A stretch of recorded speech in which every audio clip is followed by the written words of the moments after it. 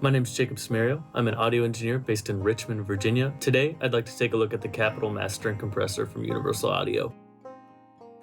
What really impressed me with this plugin was how much control it can bring to the low end of your mixes or of your individual sources. So I went ahead and dialed in the compressor for a couple of different sources. I want to show you how I would use this compressor, and you can make the decision for yourself if it would be beneficial to your workflow.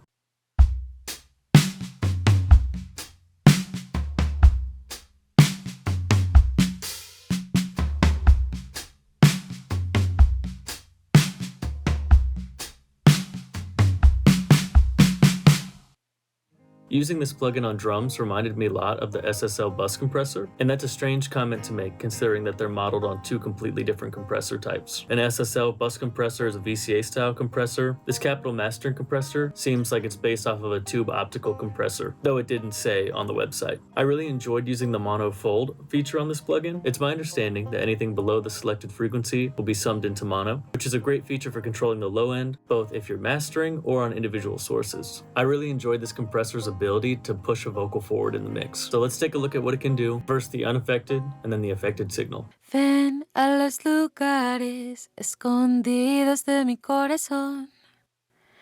Ven a los lugares escondidos de mi corazón. When processing the vocal, I noticed this added depth to the performance. This vocal stem had been edited, and my processes push it in a direction to give it added depth, clarity, and definition in a mix. And when paired with this compressor, it really started to all come together. Lastly, I want to show you what it can do on acoustic. I've got two examples for you today. The first one is using it like a parallel compressor, which I think is really beneficial to acoustic. And for the second one, I found an instance where this does something really special to the low end of an acoustic guitar. Mixing acoustic can feel like a balancing act at times. Often I'll use parallel compression to get what I want out of the acoustic without adding a pumping effect or losing the transient of the acoustic. That's exactly how I use this compressor today. Let's take a look at it.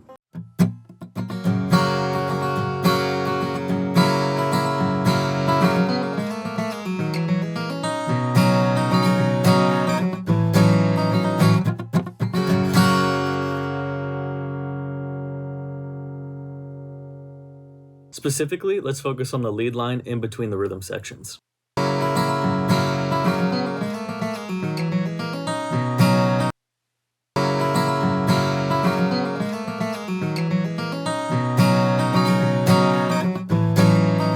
It brings out all the detail of the performance without sacrificing any of the transient quality of the recording. This last example really blew me away. I thought this recording was spectacular on its own, and when I put the Capital Mastering compressor on, the low end really came to life. It glued it together but added punch at the same time. There's no secret plugin that's going to do all these things for your mix. You have to be able to use them to your advantage. When you know what you're doing with it, you can get amazing results, and I wanted to show you. Specifically, listen to the low end and the low mids of this recording.